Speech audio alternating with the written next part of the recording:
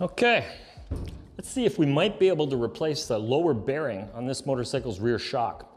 And it doesn't really matter what make or model bike you're working on.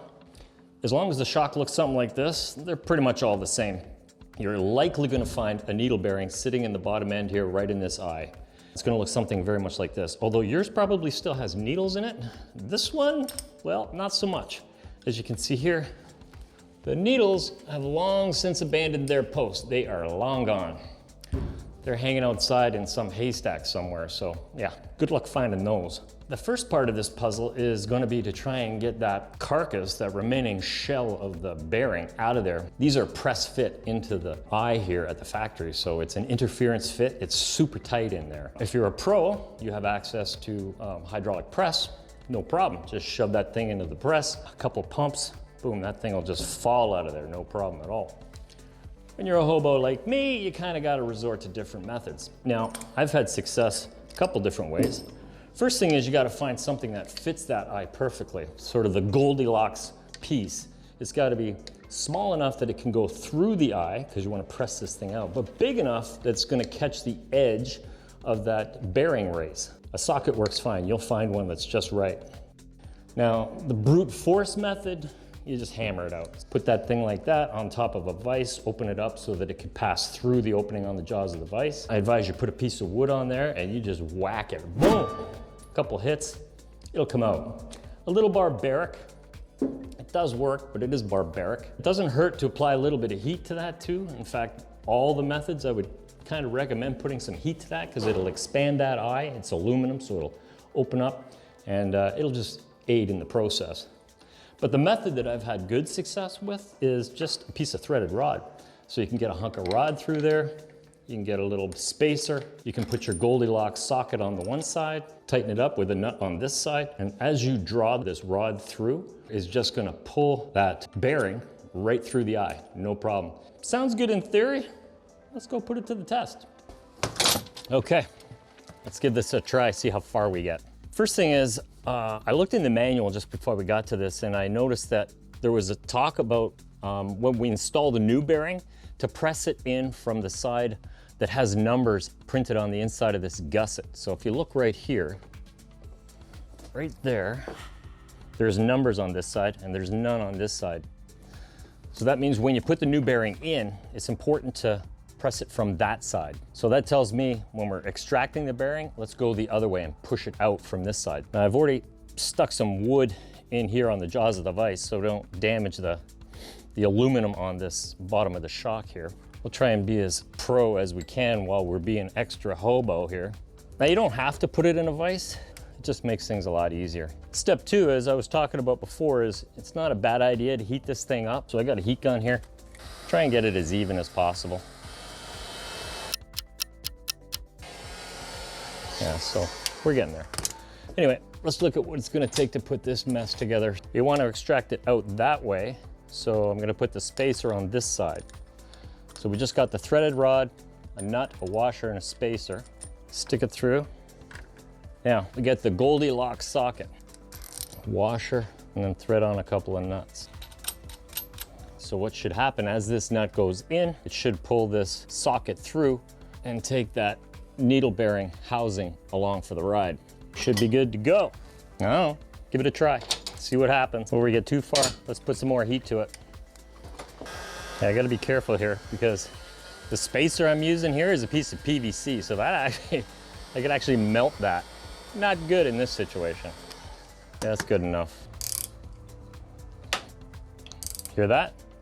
Clicked out of place. I think we're moving it. I think this is working. I think I got a little too much heat on this PVC. You can see it buckling a little bit there. Lesson learned, don't do that. Use steel, but it's working. It's pulling through nice. This is good. It's getting easier as that bearing sleeve is popping through. There we go. I think we got it. Right on. Okay, there you go. So there's that bearing sleeve out of there. All we gotta do is clean that up and put the new bearing in. How hard could that be, right? Let's do it. Okay, before we get too far ahead of ourselves, it's not a bad idea to take that new needle bearing and slip it into the freezer. And what's gonna happen is that'll shrink up just a little bit. And then if we heat the eye on the bottom of that shock, the receiver part, between heating that up, expanding it, and cooling this off in the freezer, it'll really aid in the process of jamming this in the hole. And anytime we can relieve the stress of jamming something into the hole, that's a good thing, right? Am I right, guys? You know what I'm talking about. So let's stick it in the freezer for a bit. Sit it right there. Should be good. Now, so you see, I bet you noticed that weird thing in the freezer there. Yeah. Who the heck has octopus in their freezer? Not many. I got that for my birthday. I don't know how to cook it. I'm up for it. I'll try anything. Anyway. Okay. Leave that. Come back in a bit. Oh, hey. Little side thing. Check this out. That's my son Troy and his son Kane. Look at those guys. That's in 1992 when he was probably around 6 years old. And that's little Kane. He was probably around the same age. So yeah, almost the same age. Look at these guys. What? Are you kidding me? Those guys could be twin brothers. All right. Okay, so we got this shock mounted to the table. It's kind of wedged in with some bits of wood here. It's not 100%, but it's good enough for what we're trying to do. Next thing I want to do is to clean out this eye. Make sure this is fairly debris free. Give it a shot of brake cleaner. Oh, whoa. A couple hits of that, you'll be seeing into next week. Man, oh man, that is heavy. So my thought process is we'll heat this up.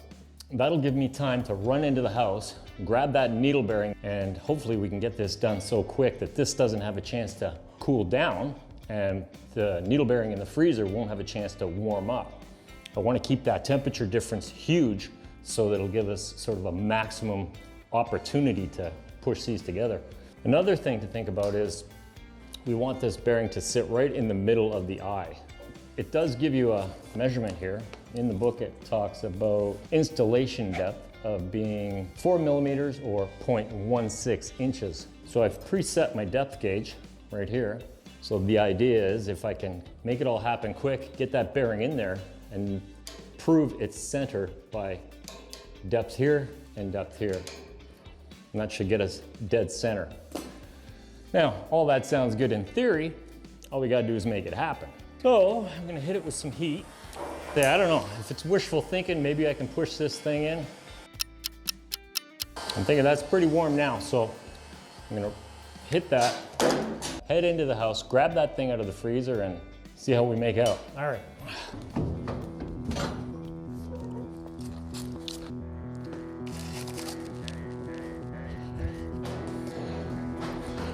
Okay, and keep this in here for a minute. Get this back up to temp.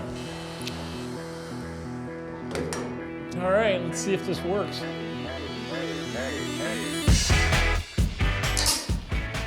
Son of a bitch. It's gonna be a okay? Kidding me? What the? I thought that thing would just slop in there like nothing.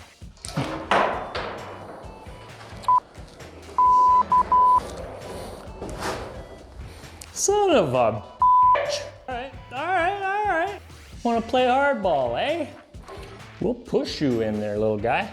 Need a little persuasion there, buddy? That doesn't look straight.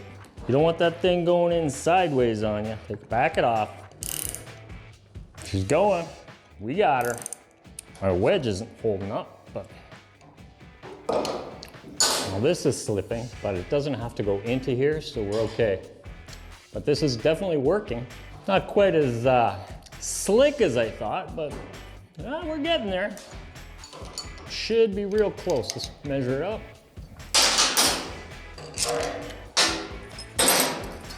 Four mil set. Oh yeah, look at that. 4 mil on that side, 4 mil on that side. Perfect. Okay, so now we got that bearing set dead center in the middle of this eye. Check it out here. All right, that worked out pretty good. Nothing to it. Well, a couple little snags. We didn't have a hydraulic press, and we managed to improvise with a little bit of threaded rod, a spacer, a couple nuts and bolts. It worked out really well. Now, I was a little disappointed with freezing that needle bearing, and heating this up didn't work as well as I thought. You know, for some reason I thought I'd just be able to push that thing in. Wasn't the case. But you gotta figure it out, right? Always try and learn. That's the key. All right, I got stuff to do. See ya.